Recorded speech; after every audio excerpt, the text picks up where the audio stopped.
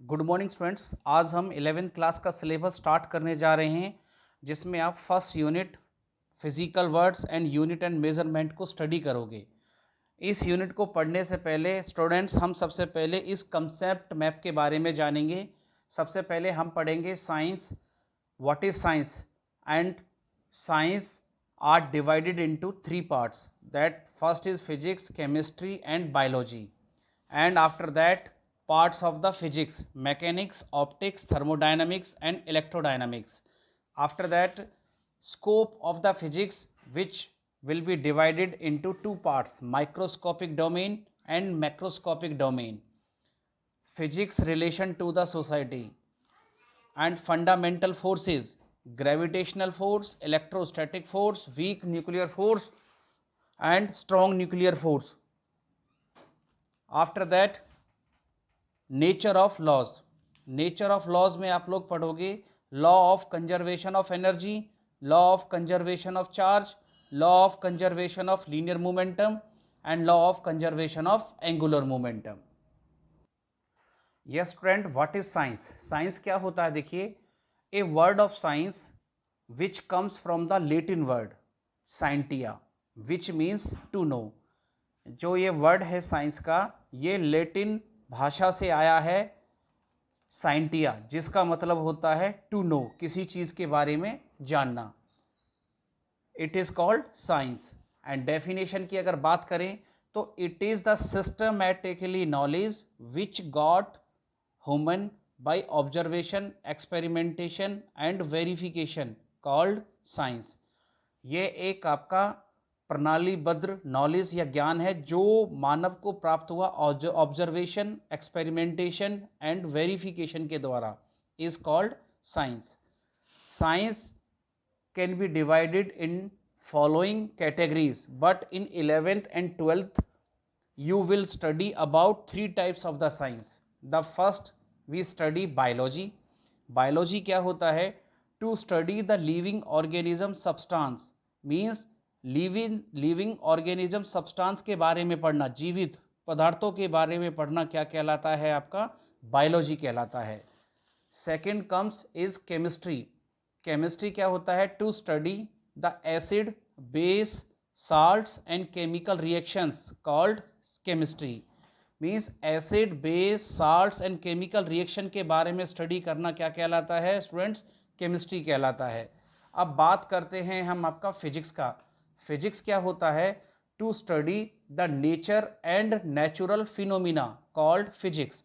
Nature और natural phenomena के बारे में पढ़ना क्या कहलाता है? फिजिक्स कहलाता है। नेचर क्या होता है? देखिए, नेचर होता है आपका those things which react with nature, जो चीज़ें प्रकृति के साथ रिएक्ट करती हैं, like rain, earthquake, flood, etc.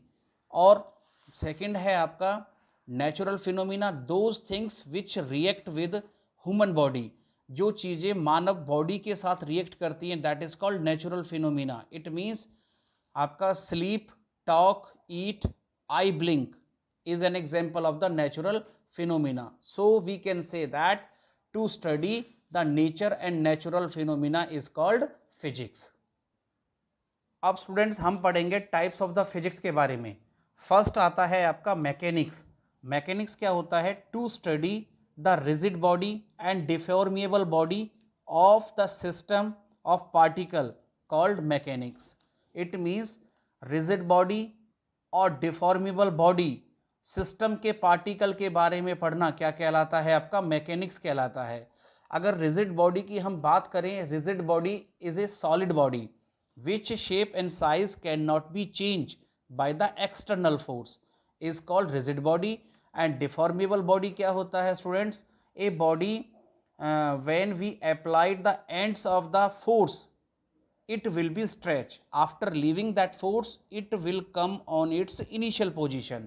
अगर एग्जाम्पल की बात तौर पर हम इसे बताते हैं कि हमने एक रबड़ लिया, रबड़ के एंड्स पर जब हम कोई फोर्स अप्लाई करते हैं तो वो स्ट्रेच कर जाती है, और फोर्स छोड़ने के बाद it comes on its initial position, is called deformable body. तो हम कह सकते हैं to study the rigid body and deformable body of the system of particle of is called mechanics. अब बात करते हैं स्टूडेंट्स हम ऑप्टिक्स की। ऑप्टिक्स क्या होता है? To study the phenomena of light is called optics. Optics के बारे में जानने के लिए आप लोगों ने 10th क्लास के अंदर रिफ्लेक्शन रिफ्रैक्शन के बारे में पढ़ा है, तो that is called optics phenomena. अब बात करते हैं थर्मोडायनामिक्स। थर्मोडायनामिक्स होता है ऊष्मा गति। क्या होता है? देखिए, to study the conversion of heat from hot body to cold body is called thermodynamics. Means heat का कन्वर्जन होना हॉट बॉडी से कोल्ड बॉडी की तरफ क्या कहलाता है? आपका thermodynamics.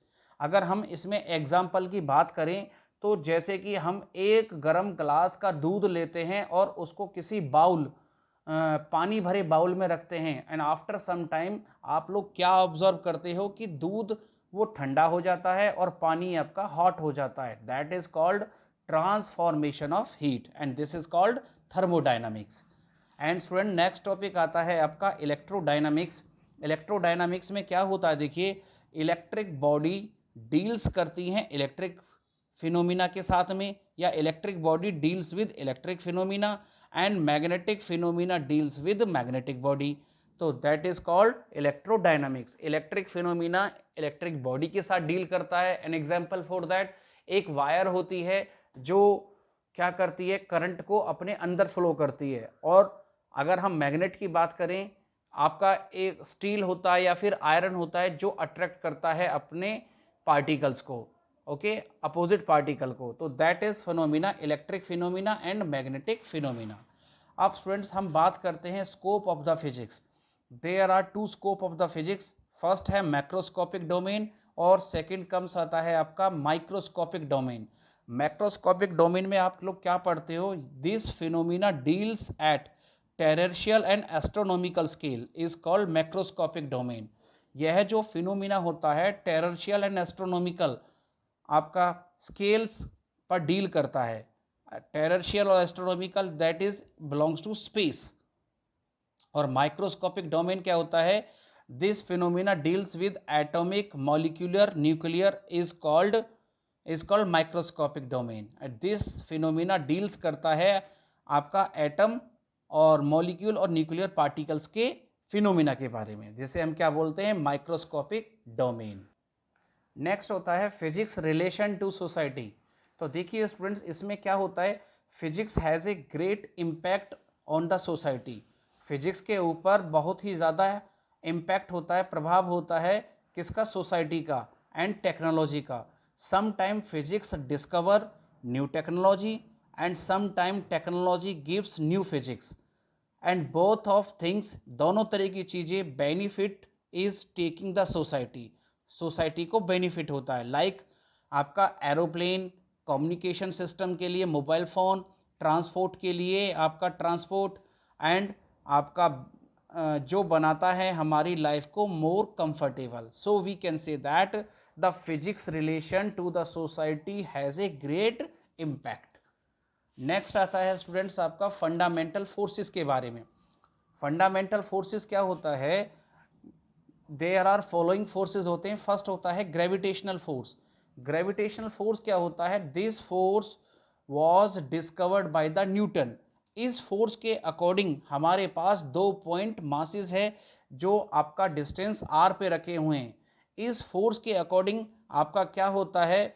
It is the force of attraction between the 2 point masses m1 and m2 is directly proportional to the product of 2 point masses, means F directly proportional to m1 into m2. Equation becomes first. Second आता है inversely proportional to the distance of the square is called gravitational force. It means F inversely proportional to 1 upon में r square. That is equation second. Now combined equation first and second, then F directly proportional to m1 m2 upon में r square. Now देखिए you got F inversely proportional to 1 upon r square equation second. तो हमने combine कर दिया equation first and second को, then F directly proportional to आपका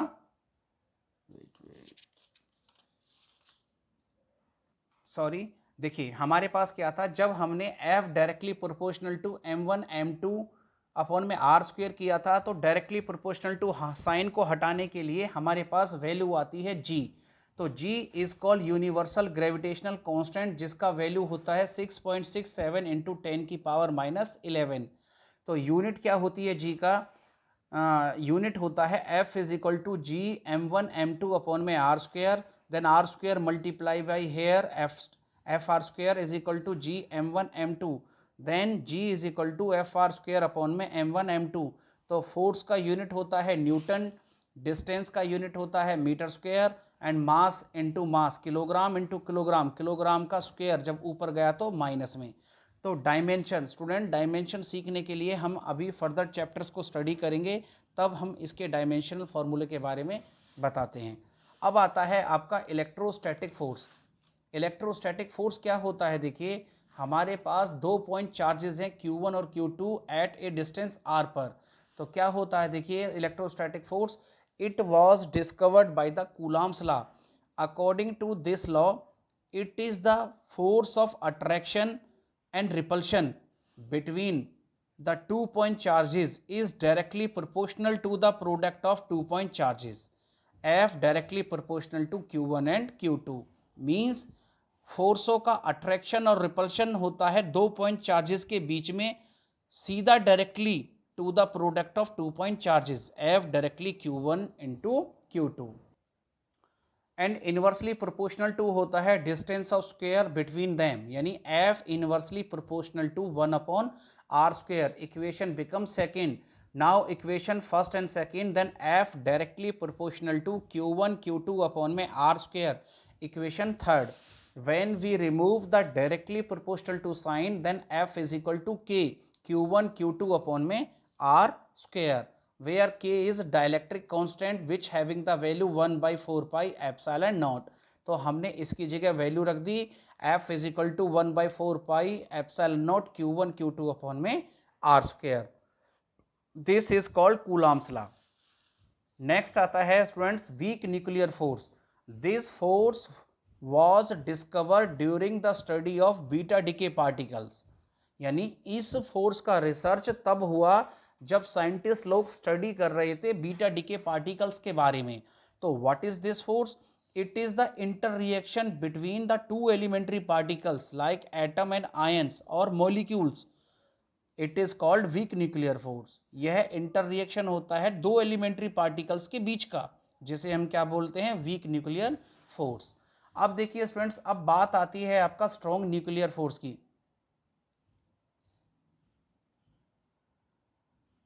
strong nuclear force की तो क्या होता है, देखिए हमारे पास कंसीडर ये एटम है और एक न्यूक्लियस इज प्रेजेंट है सेंटर ऑफ एटम, जो कंटेन्स करता है प्रोटॉन और न्यूट्रॉन को, इलेक्ट्रॉन इसके चारों ओर मूव करता है।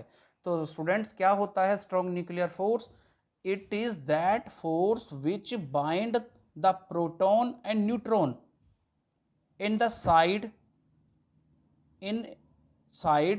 the nucleus। यानी यह वह फोर्स होता है जो बांधता है प्रोटॉन और न्यूट्रॉन को अंदर से न्यूक्लियस में। It is called strong nuclear force. It is the very strongest force in nature that 10 raised to power 38 times stronger than gravitational force, not that is 10 की पावर माइनस के 38, that is greater than, after then 10 की power minus 13 greater than, after that 10 की power minus 2 greater than 1। it means this is nuclear force, this is weak nuclear force, this is electrostatic force, and this is gravitational force। Hence we can say that the nuclear force is very strongest force in nature as compared to gravitational force। After that हम study करते हैं nature of physical law. Nature of physical law के बारे में आप 4 laws पढ़ते हो: law of conservation of energy, law of conservation of charge, law of conservation of linear momentum, law of conservation of angular momentum. तो students इनका एक ही definition होता है, चाहे किसी के बारे में पूछ लीजिए। क्या होता है? Means total energy is an isolated system is remains constant. Is called law of conservation of energy. अगर हम बात करें law of conservation of charge के बारे में, तो वो भी क्या होगा, the total charge is an isolated system is remains constant. अगर हम बात करें कंजर्वेशन ऑफ लीनियर मोमेंटम में, तो क्या होगा, it is the total linear momentum is an isolated system is remains constant. अगर हम बात करें एंगुलर मोमेंटम में, तो total angular momentum is an isolated system is remains constant. तो डेफिनेशन इन चारों का सेम बनेगा। तो देखिए स्टूडेंट्स, और देखिए हम पहला फोर्स को स्टडी करते हैं, सॉरी लॉ को स्टडी करते हैं। Energy can neither be create nor be destroyed but can change one form to another form. Energy को ना तो बनाया जाता है ना डिस्टॉर्ट किया जाता, and but can change one form to another form is called law of conservation of energy. Like law of conservation of charge can neither be create nor be destroyed but can transfer from one body to another body is called law of conservation of charge। अगर बात करें law of conservation of linear momentum की, it is the product of mass and velocity which is denoted by p, then p is equal to mass into velocity। now the law of conservation of angular momentum, it is the product of linear momentum and its perpendicular distance from its axis of rotation। हाँ yes students, तो law of conservation of angular momentum में क्या होता है, ये product होता है linear momentum और it's perpendicular distance from its axis of rotation is called law of conservation of angular momentum. और दूसरा डेफिनेशन क्या होता है, the total angular momentum of A system. जो टोटल एंगुलर मोमेंटम होता है सिस्टम का, रिमेन्स कंजर्व होता है यदि if no external torque acts on it, यदि उसके ऊपर कोई एक्सटर्नल टॉर्क अप्लाई नहीं होता। This is called law of conservation of angular momentum. Thank you दोस्तों, स्टूडेंट्स चैनल को लाइक कीजिए और सब्सक्राइब कीजिए। Thank you.